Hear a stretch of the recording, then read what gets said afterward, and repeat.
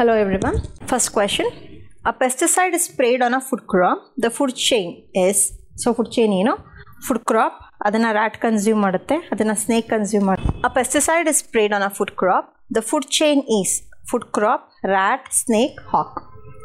In this food chain, the highest concentration of pesticide is found in. Okay, so pesticide food chain alli move aganta process ಗೆ ನಾವು ಏನಂತೀವಿ ಬಯೋಮ್ಯಾಗ್ನಿಫಿಕೇಶನ್ ಅಂತ ಕರಿತೀವಿ. Okay, so ಬಯೋಮ್ಯಾಗ್ನಿಫಿಕೇಶನ್ ಅಂದ್ರೆ ಏನು, ಒಂದು ಪೊಲ್ಯೂಟೆಂಟ್ ಫುಡ್ ಚೈನ್ ಅಲ್ಲಿ ಫುಲ್ ಲೋಯರ್ ಲೆವೆಲ್ ಇಂದ ಹೈಯರ್ ಲೆವೆಲ್ಗೆ ಮೂವ್ ಆಗೋದಕ್ಕೆ ನಾವು ಬಯೋಮ್ಯಾಗ್ನಿಫಿಕೇಶನ್ ಅಂತ ಕರಿತೀವಿ. So pesticide is a pollutant. So ಈಗ ಪೆಸ್ಟಿಸೈಡ್ ಮೂವ್ ಆಗುತ್ತೆ ಅಂದಾಗ ಸೊ ಹೈಯೆಸ್ಟ್ ಕಾನ್ಸಂಟ್ರೇಷನ್ ಎಲ್ಲಿರುತ್ತೆ ಫುಡ್ ಚೈನಲ್ಲಿ. ಸೊ ಫುಡ್ ಕ್ರಾಪ್ ಇಂದ ರ್ಯಾಟಿಗೆ ಹೋಗುತ್ತೆ, ರ್ಯಾಟಿಂದ ಸ್ನೇಕಿಗೆ ಹೋಗುತ್ತೆ, ಸ್ನೇಕಿಂದ ಹಾಕ್ ಕನ್ಸ್ಯೂಮ್ ಮಾಡುತ್ತೆ, ಸೊ ಹಾಕಿಗೆ ಹೋಗುತ್ತೆ. ಸೊ ಹೈಯೆಸ್ಟ್ ಕಾನ್ಸಂಟ್ರೇಷನ್ ಯಾವತ್ತು ಟಾಪ್ ಲೆವೆಲ್ ಕನ್ಸ್ಯೂಮರಲ್ಲಿ ಸೇವ್ ಆಗಿರುತ್ತೆ. ಐ ಮೀನ್ ಟಾಪ್ ಲೆವೆಲ್ ಕನ್ಸ್ಯೂಮರಲ್ಲಿ ಹೈಯೆಸ್ಟ್ ಕಾನ್ಸಂಟ್ರೇಷನ್ ಆಫ್ ಪೆಸ್ಟಿಸೈಡ್ ಅಥವಾ ಪೊಲ್ಯೂಟೆಂಟ್ ಹೋಗಿ ಸೇರ್ಕೊಳ್ಳುತ್ತೆ. Okay, so the answer is hawk. Consider the following statements. So ಈ ಸ್ಟೇಟ್ಮೆಂಟ್ಸ್ ಬಂದು ಇಕೋಟೋನ್ ಅನ್ನೋ ಟರ್ಮ್ ಬಗ್ಗೆ ಈ ಸ್ಟೇಟ್ಮೆಂಟ್ಸಲ್ಲಿ ಯಾವ್ದು ಕರೆಕ್ಟು ಅನ್ನೋದು question. It is a transitional area between two ecosystems. It has a greater number of species. Marshes is an example for ecotone. So ಈ ಮೂರು ಸ್ಟೇಟ್ಮೆಂಟ್ಸಲ್ಲಿ ಯಾವುದು ಕರೆಕ್ಟು ಅಂತ. ಸೊ ಇಕೋಟೋನ್ ಅಂದ್ರೆ ಏನು, it is a transitional area, ಎರಡು ecosystem ಮಧ್ಯದಲ್ಲಿರುವಂಥ junction ಅಥವಾ transitional ಏರಿಯಾಗೆ ನಾವು ecotone ಅಂತ ಕರಿತೀವಿ. ಓಕೆ, ಅಲ್ಲಿ ಯೂಶ್ವಲಿ ಅಡ್ಜಸೆಂಟ್ ಏರಿಯಾಸ್ಗಿಂತ ಇಲ್ಲಿ ಕಾನ್ಸಂಟ್ರೇಷನ್ ಆಫ್ ಆರ್ಗ್ಯಾನಿಸಮ್ಸ್ ಅಥವಾ ಅನಿಮಲ್ಸು ಜಾಸ್ತಿ ಇರುತ್ತೆ ಅಥವಾ ಗ್ರೇಟರ್ ನಂಬರ್ ಆಫ್ ಸ್ಪೀಶೀಸ್ ಇರುತ್ತೆ.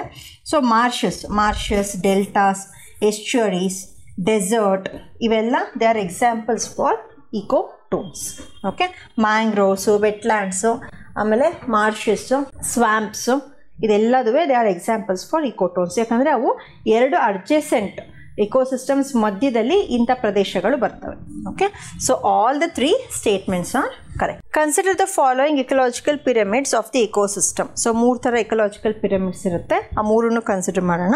ಇದರಲ್ಲಿ in which of the following the structure of the ecological pyramid is both inverted as well as upright.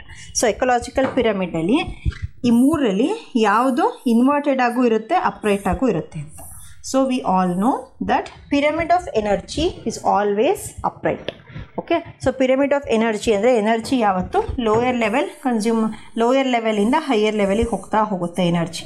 Okay, so ಅದು ಯಾವತ್ತು ಉಲ್ಟಾ ಹೈಯರ್ ಲೆವೆಲಿಂದ ಲೋಯರ್ ಲೆವೆಲಿಗೆ ಬರಲ್ಲ, ಲೋಯರ್ ಲೆವೆಲಿಂದ ಹೈಯರ್ ಲೆವೆಲಿಗೆ ಹೋಗುತ್ತೆ. ಸೊ ಹಾಗಾಗಿ pyramid of energy will always be upright. Okay, but the other two they can be inverted or can be upright. So ಹಾಗಾಗಿ ಇದಕ್ಕೆ answer ಏನು 1 and 2. Which of the following is an example of ex situ conservation. Ex situ conservation ಅಂದರೆ ಯಾವುದೇ ಒಂದು animals ಆಗಿರ್ಬೋದು, birds ಆಗಿರ್ಬೋದು, flora, fauna, plants ಯಾವುದೇ ಆಗಿರ್ಬೋದು, ಅದು ಇರೋವಂಥ ಪ್ರದೇಶದಲ್ಲೇ ಅದನ್ನು ಪ್ರಿಸರ್ವ್ ಮಾಡೋದಕ್ಕೆ ಇನ್ ಸಿತು ಪ್ರಿಸರ್ವೇಷನ್ ಅಂತೀವಿ ಅಥವಾ ಕನ್ಸರ್ವೇಷನ್ ಅಂತೀವಿ.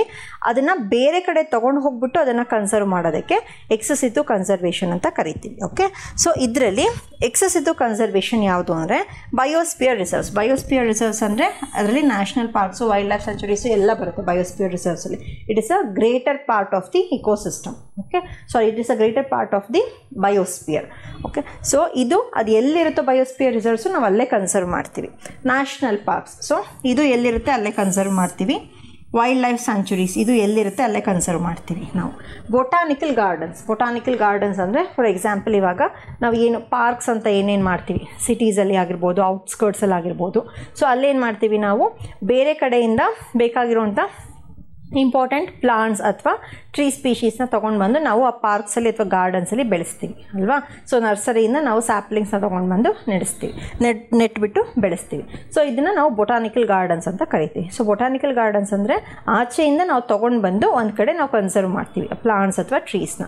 ಸೊ ಹಾಗಾಗಿ this is ex situ conservation mode of biodiversity. Consider the following statements which are true regarding the Convention of Biological Diversity ಅಂದರೆ CBD.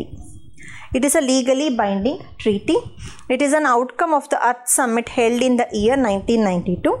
One of its objectives is fair and equitable sharing of benefits arising from genetic resources.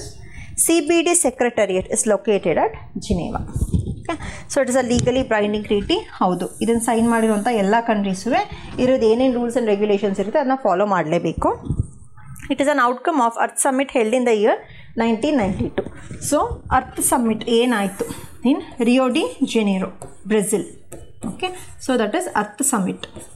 So ಅಲ್ಲಿ ಈ ಕನ್ವೆನ್ಷನ್ನ ಅವರು introduce ಮಾಡಿದ್ರು. One of its objectives ಏನು, fair and equitable sharing of benefits arising from genetic resources. So genetic resources ಏನಿದೆ, flora ಅಥವಾ fauna ಆಗಿರ್ಬೋದು, ಅದನ್ನು ನಾವೇನಾದ್ರೂ ಕಮರ್ಷಿಯಲ್ ಯುಟಿಲೈಸೇಷನ್ ಅಂತ ನಾವು ಬಳಸ್ಕೊತೀವಿ ಅಂದರೆ, ಸೊ ಅದು ಅಲ್ಲಿರೋವಂಥ ಇಂಡಿಜಿನಸ್ ಪೀಪಲ್ಗೆ ಫೇರ್ ಆ್ಯಂಡ್ ಈಕ್ವಿಟಬಲ್ ಶೇರಿಂಗ್ ಆಗಿರಬೇಕು. ಸೊ ಅದರಿಂದ ಬರುವಂಥ ಬೆನಿಫಿಟ್ಸ್ನ ನಾವು ಅಲ್ಲಿರುವಂಥ ಇಂಡಿಜಿನಸ್ ಪೀಪಲ್ಗೂ ಕೂಡ ಶೇರ್ ಮಾಡಬೇಕು, ಫಾರೆಸ್ಟಲ್ಲಿರುವಂಥ ಇಂಡಿಜಿನಸ್ ಪೀಪಲ್ಗೆ, ಆಯಿತಾ.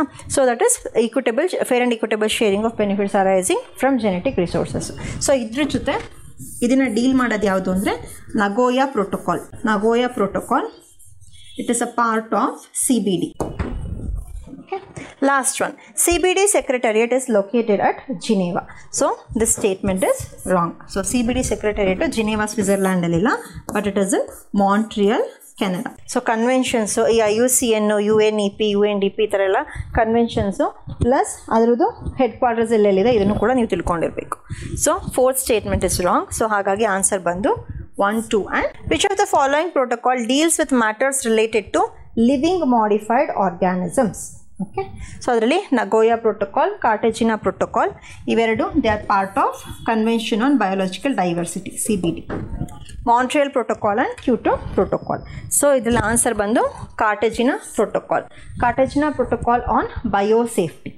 ಓಕೆ, ಸೊ ಇದು 2003ಇಂದ ಎಫೆಕ್ಟಲ್ಲಿದೆ. ಸೊ ಇದ್ರ ಪ್ರಕಾರ it deals with the transboundary movement as well as any matters related to living modified organisms ಅಥವಾ genetically modified organisms. Cartagena Protocol. So all protocols, conventions are important. Which of the following statements which is incorrect with respect to biodiversity hotspots? So incorrect. So biodiversity hotspots related agi idರಲ್ಲಿ ಯಾವ statement ತಪ್ಪು? ಈ concept ಏನು, biodiversity hotspot concept ಏನಿದೆ ಅದನ್ನ ಕೊಟ್ಟಿದ್ದು Norman Myers. Endemism and loss of habitat are the 2 criteria required to qualify for hotspot. So endemism ಅಂದರೆ ಇಷ್ಟು number of species, ಅಂದರೆ around 1500 species of vascular plants should be endemic, ಅಂದರೆ ಅದೇ ಪ್ರದೇಶದಲ್ಲಿ ಮಾತ್ರ ಸಿಗುವಂಥದ್ದಾಗಿರಬೇಕು. ಅದನ್ನು ಎಂಡೆಮಿಕ್ ಅಂತ ಕರಿತೀವಿ, ಅಂದರೆ ನೇಟಿವ್ ಅಂತ ಕರಿತೀವಿ. Okay, so 1500 at least 1500 species of vascular plants ಆ ಪ್ರದೇಶದಲ್ಲಿ ಸಿಗುವಂಥದ್ದಾಗಿರಬೇಕು. Plus loss of habitat, around 70% of the natural habitat loss ಆಗಿರಬೇಕಲ್ಲಿ. ಸೊ ಅಂದರೆ ಇಟ್ ಈಸ್ ಇನ್ ಥ್ರೆಟ್, ಆ ಪ್ರದೇಶ it will be under threat. So ಇವೆರಡು main conditions to qualify any region as biodiversity hotspot. So India has 4 biodiversity hotspots. Correct, ಇಂಡಿಯಾದಲ್ಲಿ 4 biodiversity hotspots ಇದೆ. ಒಂದು Eastern Himalayas, Indo Burma reason, western Ghats and the other one is Sundaland. Sundaland it comes under Nicobar islands.